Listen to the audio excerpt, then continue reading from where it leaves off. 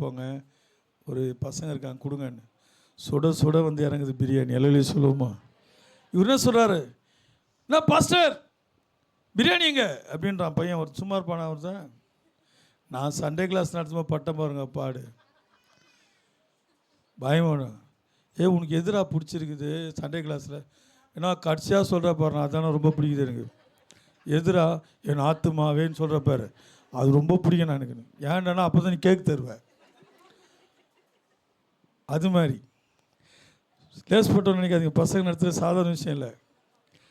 ஒரு Sunday class நடத்தினார் ஒரு ஐயா, பிபிஎஸ் நடத்துகிறார். எல்லாம் செக்கிங் வருவாங்களே, செக்கிங் வரும்போது ஒரு பையனை கேட்டார், டேய் கோலியாத் யார் அடிச்சது? யார் கோலி அடிச்சது? அவன் இன்னோ நான் அடிக்கலண்ணா, எனக்கு தெரியாது நான் யார் அடித்தாங்கன்னு. அடிச்சவனை போய் கேளுண்ணா அப்படின்னு. சாதாரண சண்டே கிளாஸ் சாதாரண விஷயம் நினைக்காதீங்க. அவர் செக்கிங் பண்ண வந்தவர் என்ன பண்ணார், நேராக போய் அந்த டீச்சரை கேட்டார், சண்டே கிளாஸ் டீச்சரை, ஏன்பா என்ன கற்றுக் கொடுத்த? கோலியாத் யாராச்சும் நாடிக்கலன்றான். அதுக்கு அவர் சொன்னாராம், ஐயா அவர் எவ்வளோ அடிப்பட்டுக்குதோ செலவு நான் ஏற்றுக்கிறேன், ஹாஸ்பிட்டல் செலவு நான் ஏற்றுக்கிறேன், நீங்கள் அதை பற்றி கவலைப்படாதீங்க. அதுக்கு இதுக்கு ஒரு தலைமை ஆசிரியர் பிரமிளா மாதிரி தலைமை ஆசிரியப்பாங்கள்ல, அந்த தலைமை ஆசிரியர்கிட்ட போனாங்க. இப்போ என்ன நீ தலைமை ஆசிரியர், உன் டீச்சருக்கு ஒன்றும் தெரியுமாட்டு, உன் மாணவனுக்கு ஒன்றும் தெரியுமாட்டு சொன்னால், அந்த அம்மா அந்த ஆள் சொல்கிறாரா, சார் ஏதோ தெரியாமல் அடிச்சிட்டானுங்க சார் பசங்க, மன்னிச்சிடுங்க சார், இந்த ஒரு தடவை தெரியாமல் அடிச்சிட்டானுங்களாம். இதெல்லாம் சண்டே கிளாஸ் ஊழியங்கள் நான் பண்ணியிருக்கிறேன். இந்த 4 அடுக்கில் நிறைய மாணவர் இருக்கிறாங்க எனக்கு. எல்லாம் சொல்லுமா, ஒரு பிள்ளை ஒரு நாள் பார்த்து எனக்கு ஆச்சரியமாயிடுச்சு. 2-3 குழந்தைய வச்சுட்டு எனக்கு அடையாளமே தெரில. ஆனால் எப்படின்னா இருக்கிறீங்கன்னு. நல்லா இருக்கிறேம்மா, என்னன்னு எனக்கு தெரியலையாண்ணாச்சு. தெரியவே இல்லைம்மான்னு. நீ என் சண்டே கிளாஸ் டீச்சர்ண்ணா அப்படின்னு. ஐயோ ஐயோ அப்படியே அம்மா சரி அப்படி பண்ணி தெரிஞ்ச மாதிரி நினச்சிக்கலாம். வழியில் வந்துட்டேன்.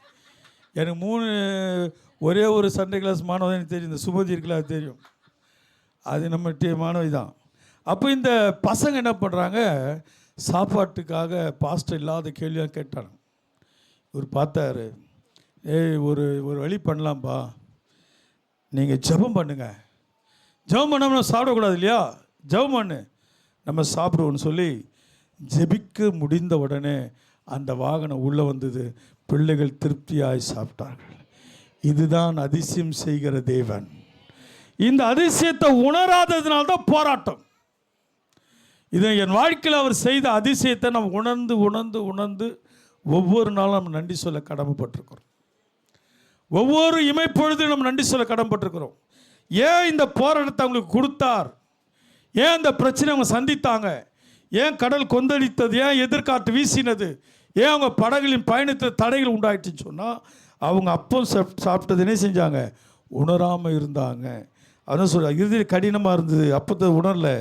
அவர்கள் கடலை கடந்து அப்புறம் என்ன அவசியம் 53 அந்த நாட்டுக்கு வந்து என்ன செஞ்சாங்க, கரையை பிடிச்சிட்டாங்க. ஆனாலும் கர்த்தர் தயவாக இருக்கிறார், அவங்களை கரை சேர்த்துட்டார். அல்லேலூயா சொல்லுவோமா? அவங்க அதுக்கு பிறகு ஒரு ஊழியம் பண்ணாங்க பாருங்கள், அது நான் சொல்லாமல் இருக்கவே முடியாது, சொல்லி நான் அதை முடிக்கிறேன். 54 சொல்லப்பட்டிருக்கு, அவர்கள் படகில் இருந்து இறங்கி உடனே ஜனங்கள் அவரை அறிந்து. இப்போ ஜனங்கள் படகு விட்டு இறங்கணுன்னு என்ன செஞ்சிட்டாங்க, அறிஞ்சிக்கிட்டாங்களா, யாரும் தெரிஞ்சுக்கிட்டாங்களா? இப்போ அவங்க யோசிக்கிறாங்க, இவர் சாதாரணவர் அல்ல, இவர் தேவகுமாரன், சர்வலோகத்தின் படைக்கப்பட்ட தேவகுமாரன், இவர் அண்டி ரட்சிப்பிள்ளை, இவர் அண்டி இவர் வழியில்லை என்று சொல்லி அறிந்து கொண்டு, அறிந்ததோடு நிற்கல, அந்த சுற்றுப்புறம் எங்கும் ஓடி திரிந்து, கவனிங்க, ஊழியத்தை ஸ்டார்ட் பண்ணிட்டாங்க பாருங்கள். என்ன பண்ணுறாங்க, ஓடுறாங்க, வியாதிசெல்லாம் கூப்பிட்டு வராங்க. அப்புறம் யார், இப்படி படுக்கையில் கிடத்தி அவர்களே செய்யுங்க வந்திருக்கிறார் என்று கேள்விப்பட்ட இடங்கெங்கும் சுமந்து கொண்டு வந்தார்கள். இப்போ அவங்களுக்கு ஆண்டவர் மேல் ஒரு நல்ல அபிப்பிராயம் கிடச்சிருச்சு. குழந்தைகள், ஆவிக்குரிய குழந்தைகளாக இருந்தார்கள், ஆவிக்குரிய குழந்தைகளாக இருந்தாங்க. விசுவாசத்தில் குழந்தைகள், வேத வாசிப்பில் குழந்தைகள், பல ஆண்டுகள் சபைக்கு வந்தாலும் வளர்ச்சி இல்லாத ஒரு தன்மை. இப்போ அவங்க ஒரு உபத்திரம் அவங்களுக்கு எல்லாவற்றையும் சொல்லி கொடுத்துருச்சு. தாவீது சொன்னான், நான் உபத்திரப்பட்டது நல்லது, உடைய பிரமாணங்களை நான் கற்றுக்கொண்டேன், உடைய பிரமாணங்களை நான் கற்றுக்கொண்டேன். அந்த பிரமாணங்களை கற்றுக் கொடுத்துட்டார். இப்போ அவங்க போகிறாங்க பார்த்தீங்கன்னா, போய் எல்லாரையும் அழைச்சிட்டு வராங்க. அழைச்சிட்டு வந்து அல்லாமலும் அவர்களே செய்கிறாங்க, பிரவேசித்து கிராமங்கள், பட்டணங்கள், நாடுகள், அவைகளில் உள்ள அவைகளின் சந்தைகளில் வரைக்கும் எங்கெங்கே போயிருக்கிறாங்க பாருங்கள். கிராம ஊழியம் பண்ணியிருக்கிறாங்க, பட்டணத்தில் ஊழியம் பண்ணுறாங்க, அப்புறம் எங்க நாட்டுக்கே போகிறாங்க. நாட்டுக்கே போகிற அளவுக்கு வளர்ந்துட்டாங்க. அடுத்தது சந்தைக்கு போகிறாங்க. அம்ஜகர மார்க்கெட்டுக்கு போகிறாங்க, சோளமேட்டு மார்க்கெட்டுக்கு போகிறாங்க, டிபி சத்திர மார்க்கெட்டுக்கு, எல்லா மார்க்கெட்டு சேர்ந்து இழுத்துட்டான் பயா. எல்லாரும் வியாதி எவனும் எங்கள் 10 தூயினும் அவனை தூயின் வந்து என்ன பண்ணிட்டாங்க, கிளியர் பண்ணிட்டாங்க, சரி பண்ணிட்டாங்க. நம்ம அதிசயம் மட்டும் ஒரு மனுஷன் இருந்தார், ஏற்கனவே சொல்லியிருக்கிறேன். அவர் ஹாஸ்டலில் சும்மா வார்டன் இருந்தார். அவர்கிட்ட சொன்னார், அகிசஞ்சவங்க சொல்லியிருக்காரு, தம்பி இந்த அரிசியை கொஞ்சம் கழுவிட்டு வந்துருப்பா அப்படின்னு. கழுவுறதுக்கு அவங்க நல்லா கழுவுன்னு, நல்லா கழுவுனோன்னு இவங்க கொஞ்சம் சர்ப்பை போட்டு கழுவுறான் நுறையா வருது. என்னடா போனால காணும் கழுவுனா, என்னடா நுறையா வருது, என்னடா இப்படி, நான் சோப்பு ஆயில், இது சோப்பு நான் சர்ப்பு போட்டு நீ நானா கழுவுனேன், நீங்கள் தான் நல்லா கழுவ சொன்னீங்க. ஒன்றுமே புரியல அகிசி ஜெயக்குமாருக்கு, என்ன இப்படிப்பட்ட பையனாக இருக்கிறான்னு. இவன் ஒரு நாள் பாட்னா சிட்டி இருக்குது, நம்ம சென்னை, தமிழ்நாட்டுக்கு சென்னை போல் பீகாருக்கு வந்து இப்போ தலைநகர் வந்து பாட்னா. அந்த பாட்னாவில் இதே மாதிரி ஒரு ஜிஹெச் ஒன்று இருக்குது, நம்மக்கிட்ட இருக்க மாதிரி அங்கேயும் இருக்குது. நம்மள் தான் பெருசு ஆசை கட்டத்தில், அது கொஞ்சம் சின்னதாக இருக்கும். அப்போ பார்த்தீங்கன்னா அங்கே உள்ளே போயிட்டு இந்த அரிசியை கழுவ தெரிந்த இந்த மனுஷன் இப்போ ஒரு வைராக்கியத்தில் எழும்புறார், தன்னை வைராக்கியப்படுத்தி கொள்கிறார். நேராக போனார், ஜிஹெச்சுக்குள்ளே போனார். போயிட்டு இயேசு நாமத்தில் இந்த வார்டில் இருக்கிற எல்லாருக்கும் நான் சொல்கிறேன், எழுந்து நடந்து அவன் வீட்டுக்கு போன்ட்டான். எல்லா வியாதியும் சுகமாச்சு. குளுக்கோஸ் பாட்டிலோடு போனவனு இருக்கிறான். அப்படி எல்லாம் மொத்தம் போய் கிளம்பிட்டான். எல்லா வியாதியும் கிளம்பிட்டான். இவரை பிடிச்சி உட்கார வச்சுட்டாங்க. எல்லாம் வெளியே போகிறாங்களா அந்த வியாதி. டாக்டர் வார்டில் என்ன எங்கே போகிறீங்கன்னு, அவர் வீட்டுக்கு போக சொல்லிட்டார். எங்களுக்கு எல்லாம் சரியாக போச்சு. பிடிப்பாங்களா பிடிக்க மாட்டாங்களா? அதுக்கப்புறம் வந்து பேசி ஆண்டோட ஊழியத்தை செய்கிறார். இது மாதிரி இந்த இப்போ ரொம்ப அப்பத்திய உணராமல் இருந்தவங்க, ஆவியில் வளராதவங்க போட்டில் போனால் ஜாலியாக போயிட்டாங்க. உங்க மேட்ரே தெரியல உங்களுக்கு. ஆண்டவர் ஒரு செக் வைக்கிறார் பாருங்கள். போட்டில் வரீங்களா போகலான்னு என்னட்டாங்க, கபகபன்னு ஏறிக்கினாங்க எல்லோரும். வாங்க வாங்கன்னு சொல்லி கூட்டின்னு போய் தான் பாடத்தை கற்பித்து கொடுத்தார். இப்போ வரும்போது அவங்க அப்படி வரல, போன மாதிரி வரல, அறிந்தவர்களாக வருகிறார்கள்.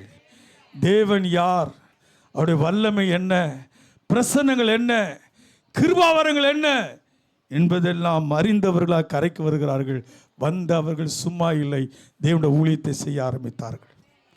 அநேக பட்டணங்கள் தூரம் சுற்றி திரிந்து ஜனங்களை கர்த்தர் அன்றைக்கு கொண்டு வந்து சேர்த்தார்கள். கூச்சிட்டாங்க கொண்டாது. அப்போ பார்த்தீங்கன்னா வந்த பிறகு அவருடைய வஸ்திரத்தை ஓரமாகிலும் அவர்கள் தொடும்படி உத்தரவு வேண்டும் என்று அவரை வேண்டிக் கொண்டார்கள். அவரை தொட்ட யாவரும் சொஸ்தமாயிட்டாங்க. அல்லேலூயா சொல்லுமா? இன்றைக்கி எத்தனை பேர் வியாதி சொஸ்தமாக போகிறீங்க? ஏசப்பா வஸ்திரத்தை தொட எத்தனை பேர் ஆயத்தமாக இருக்கிறீங்க? அப்பா அவங்க வஸ்திரத்தை தொட்டா போதையா எனக்கு சுகம். அல்லேலூயா. உங்கள் வஸ்திரத்தை தொட்டா போட்டால் எனக்கு விடுதலை. உங்கள் வஸ்திரத்தை தொட்டா போதும் என் மன சஞ்சலம் போயிடும். உங்கள் வஸ்திரத்தை தொட்டா போதும் எல்லா மன பாரம் கவலைகள் எல்லாம் என்னை விட்டு நீங்கிடும்.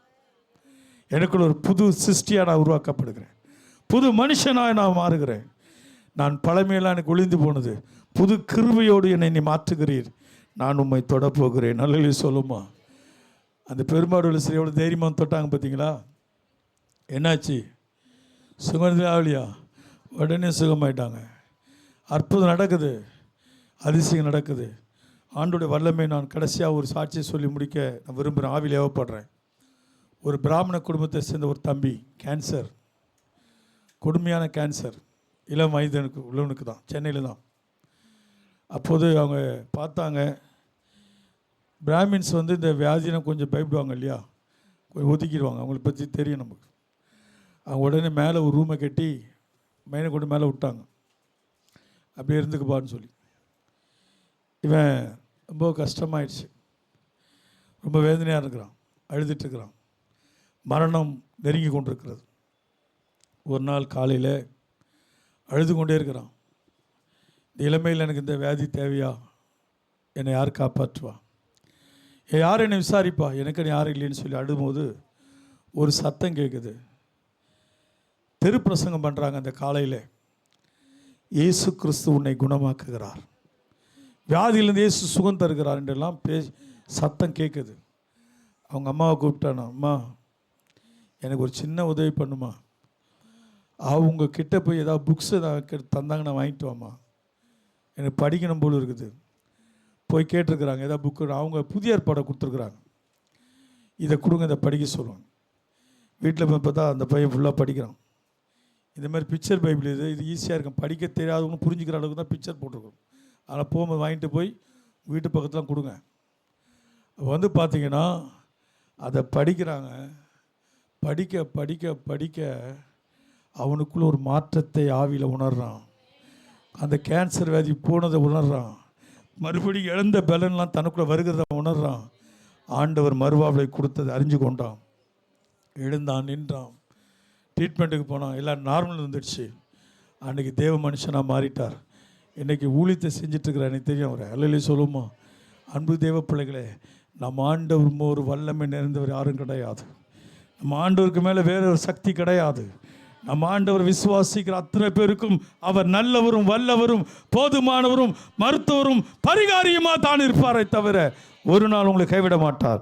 இன்றைக்கு நாம் நம்பிக்கையோடு சொல்ல போகிறோம், ஆண்டவரே உம்முடைய வஸ்திரத்தை தொட எனக்கு ஒரு தயவு பாராட்டும். நான் நம்பிக்கையோடு தொடப்போகிறேன், உம்மை நம்பிக்கையோடு தொடப்போகிறேன். எல்லாரும் கண்களை மூடலாமா? நம்பிக்கையோடு தொடப்போகிறேன்.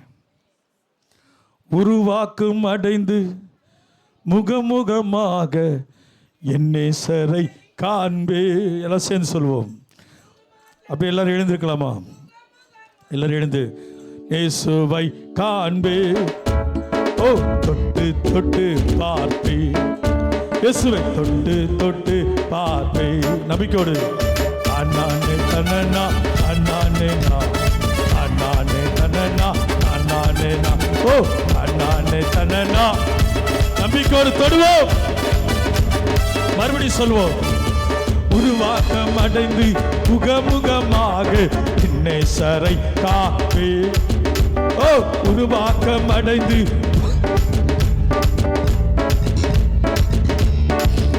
ஓ தொட்டு தொட்டு காப்பே, இயேசுவை தொட்டு தொட்டு காப்பே, ஓ தானானே தனனா தானானே நா தானானே தனனா தானானே நா, ஓ தானானே தனனா தானானே நா தானானே தனனா தானானே நா.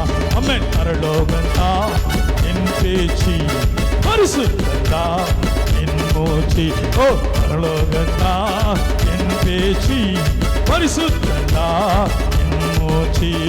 கொஞ்ச காலம் இந்த பூமியிலே, கொஞ்ச காலம் இந்த பூமியிலே, ஓ இயேசுவுக்காய் சுவிசேஷத்துக்காய், இயேசுவுக்காய் சுவிசேஷத்துக்காய். அம்மே அண்ணானே தனனா அண்ணானே நா அண்ணானே தனனா தானானே நா, ஓ அண்ணானே தனனா அண்ணானே நா அண்ணானே தனனா அண்ணானே நா. சங்கீதக்காரன் தாவீதை காண்பே, பாட சொல்லி கேட்பே, ஓ சங்கீதக்காரன் தாவீதை காண்பே, பாட சொல்லி கேட்பே, ஓ சேர்ந்து பாடிடுவே. அங்கு நடன